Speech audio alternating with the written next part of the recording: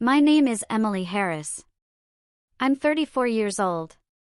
And this story began the day my own family turned against me, with a smile. You'd never expect betrayal to come from people who sit across from you at Sunday brunch. But mine did, with champagne glasses in hand and fake compliments on their lips. For years, I kept my head down. Stayed polite. Stayed small. To them, I was just the accountant, the one who helped with taxes, quietly folded napkins at family dinners, and brought budget pies to holidays. What they didn't know was that I work for the U.S. Department of Treasury. That behind the spreadsheets, I carry a federal badge. And that I was the one quietly investigating my sister-in-law's company for fraud. The moment it all came crashing down? It was a spring morning. I'd been invited to yet another family brunch, where I was expected to smile and serve. Tessa, my sister-in-law, looked at me, tilted her glass, and said with that same smirk she always wore, "She's just a simple accountant." And then came the knock on the door. The man standing there smiled, turned to her, and said, "Simple? She's the federal auditor investigating your company tomorrow." And when I pulled out my badge, her face told me everything. I wasn't always this composed. Most days, I was the quiet one. The one people forgot to thank when I brought dessert, or left out of group photos because you're always working, Emily. I lived in a small 2-bedroom apartment in Cambridge, just across the river from downtown Boston. It was simple, organized, and quiet, like me.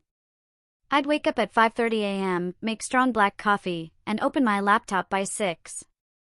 My job as a federal auditor wasn't glamorous, but it required precision, focus, discretion. And I was good at it. But none of that mattered to James' family. To them, I wasn't impressive. I was invisible. I wasn't loud or flashy, and I didn't talk about money or real estate investments at the dinner table. I helped my mother every weekend with her medications. I sent birthday cards to nieces and nephews who never called me back. I donated anonymously to a shelter in Dorchester because I'd once been the girl eating donated soup. But kindness didn't make you respected. It made you useful. And eventually, disposable. The only person who ever truly saw me was my late father. He taught me chess at 8. Taught me silence wasn't weakness, it was strategy. It's always the quiet ones you have to watch, he used to say. I wish he'd lived to see what I became. Because while the rest of them laughed behind my back, I was planning a quiet checkmate. It happened at James' parents' anniversary party. The invitation had come in the mail, formal, embossed, like a wedding. Tessa was in charge, of course. She'd gone all out, private event hall, champagne tower, string quartet. Everything to show how successful she was. Everything to impress. I arrived early, as usual. I helped the caterers set the table. I even fixed the flowers when one of the vases spilled. Tessa saw me adjusting the centerpieces and laughed, loud enough for the room to hear. "Don't worry," she said to a group of guests. "Emily just likes keeping her hands busy. You know accountants, they panic if things aren't in rows." They all chuckled. Even James. My James. He gave me that familiar tight-lipped smile. The one that said, "Just ignore her." But I felt something crack. Later, during the toast, Tessa made it worse. She stood beside James, raised her glass, and said, "To family. The kind that builds businesses, takes risks, and doesn't just sit behind a desk counting other people's success." There was a pause. Then a wave of polite laughter. She never said my name. She didn't have to. Everyone looked at me. That was the moment. Not the words. Not the insult. But the look in James' eyes. He wasn't embarrassed. He wasn't angry. He was amused. As if he agreed. That night, I stayed behind to help the staff clean up. No one offered. No one thanked me. I drove home alone in silence. I didn't cry. I didn't scream. I just sat on my couch, shoes still on, staring at the wall. They didn't see me as part of the family. They saw me as the help. And for the first time in my life, I realized I didn't want their approval. I wanted the truth to come out. Not for revenge, but for justice. Because while they toasted to building businesses, I had already seen the numbers. And something about Ortec, Tessa's tech company, didn't add up. That night, I opened a secure browser. And I submitted the first anonymous tip. From that night on, I changed. Quietly. I stopped attending their dinners. I stopped answering Tessa's fake friendly texts. I stopped pretending I didn't know what she was doing. Instead, I started collecting public financial records, vendor inconsistencies, tax filings that didn't match. I stayed late at work, not for extra pay, but to access restricted databases. I never used my name. Never connected myself to the case. I spoke to a compliance officer in DC, asked theoretical questions about misreported tech contracts and offshore transfers. Just enough to raise eyebrows. By the time the real investigation launched, I was already 3 steps ahead. They thought I broke. I didn't. I just began my real game. And the best part? They never even saw me coming. The audit request came down from the top. Ortec Solutions was flagged for an immediate preliminary review, anonymous whistleblower, suspected money laundering, and fraudulent contracts tied to federal grants. It was no longer just about Tessa's ego. It was about criminal activity. Real consequences. By protocol, I couldn't lead the case, I was too close. But that didn't mean I wasn't involved. I quietly handed over everything I had: transaction inconsistencies, shell company trails, unusually timed investor deposits. They built a case. A solid one. Tessa had no idea. She was busy uploading poolside selfies and bragging about a new expansion plan at brunch. She even joked that I should apply to be her assistant. I smiled. The night before the audit team made contact, I got a call. Emily, my supervisor, said, "The team's ready. Your sister-in-law's company is going under. And you were the reason we caught it in time." I hung up, heart pounding.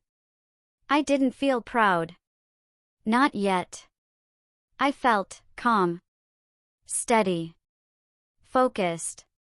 I knew what was coming. The next morning, James texted me out of the blue. "Family brunch at Mom's. Everyone wants to see you." I almost deleted it. But something in me said, go. Not for them. For me. I wore my gray blazer. No lipstick. No perfume. Just me. When I walked in, they were all there, sipping coffee, laughing. Tessa barely looked up. Oh wow. She's alive. The air felt tight, like a storm just seconds away. Then came the knock at the door. James answered. The man on the porch was tall, dressed in black, holding a briefcase. He looked at me, smiled, and said, "Emily Harris?" I stood. Tessa rolled her eyes. "She's just a simple accountant." The man turned to her and said, "Simple? She's the federal auditor who triggered the investigation into your company. And starting tomorrow, you'll be answering to us." I reached into my blazer and pulled out my badge. The silence was deafening. And in that moment, Tessa's smirk disappeared forever. That moment should have felt like victory. But walking out of that house, badge still warm in my hand, I didn't feel powerful. I felt empty. Tessa wasn't just cruel, she was a symptom of something deeper. The way James looked at me like a stranger. The way his mother clutched her pearls like I had brought shame. The way no one stopped to ask if I was okay. They weren't mad about the fraud. They were mad that I was the one who exposed it.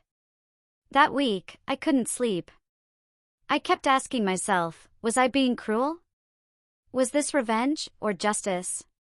There were moments when I hovered over the phone, tempted to call James.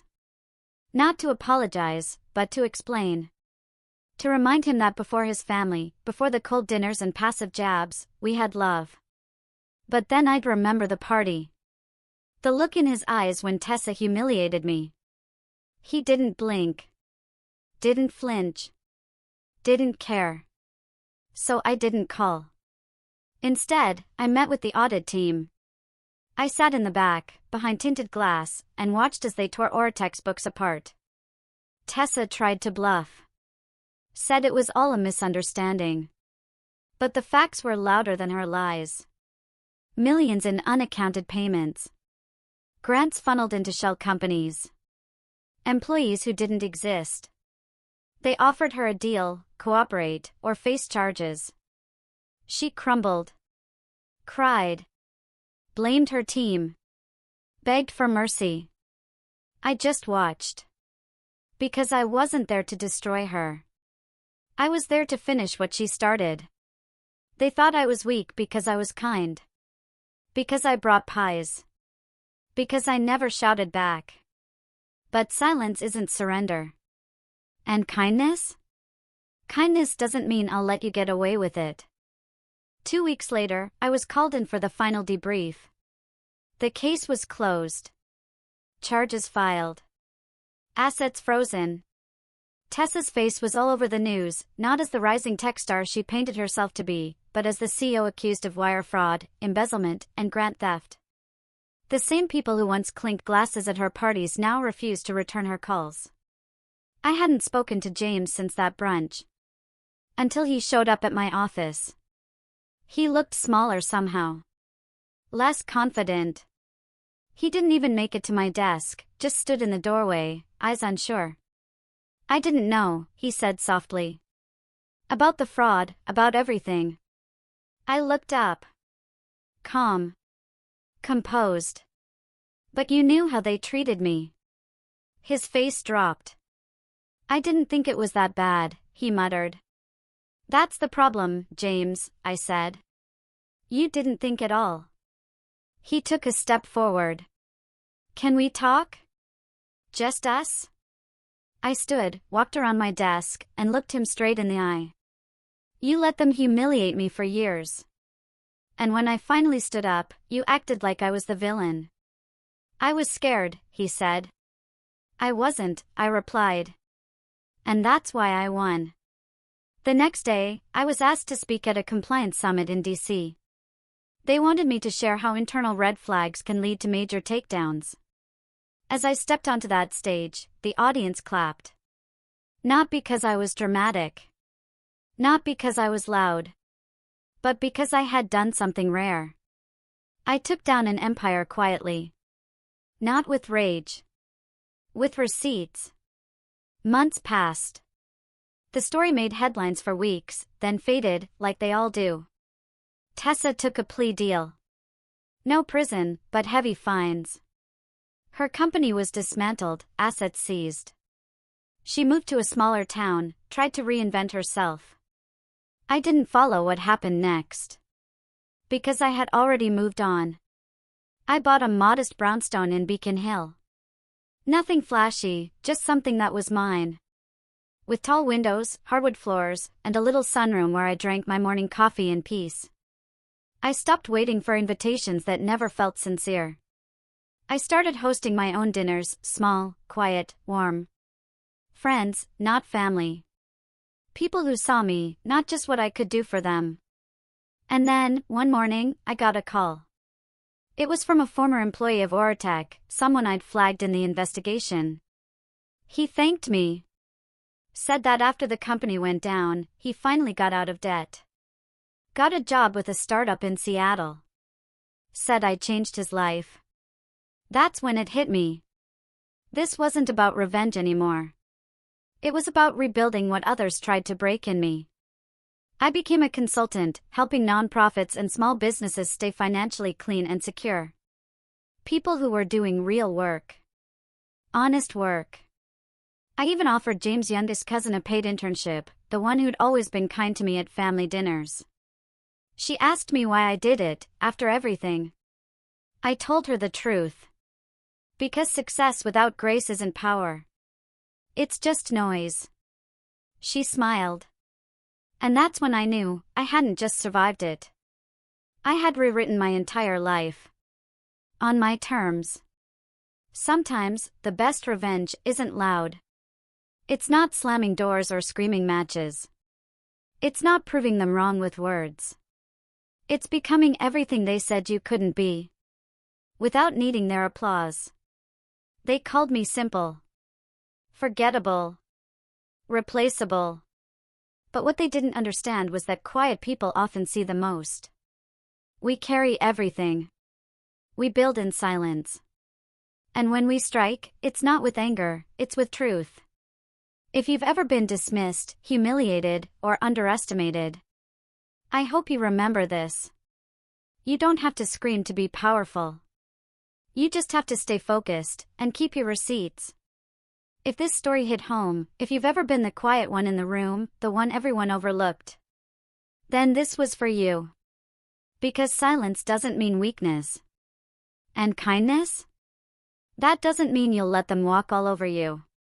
Sometimes, the people they call simple are the ones writing the ending. If you found this story powerful, hit that like button, subscribe for more real, emotional stories, and drop a comment below. Have you ever been underestimated like Emily? What did you do? And don't miss the next story. It's even more intense. Trust me, you'll want to hear how that one ends.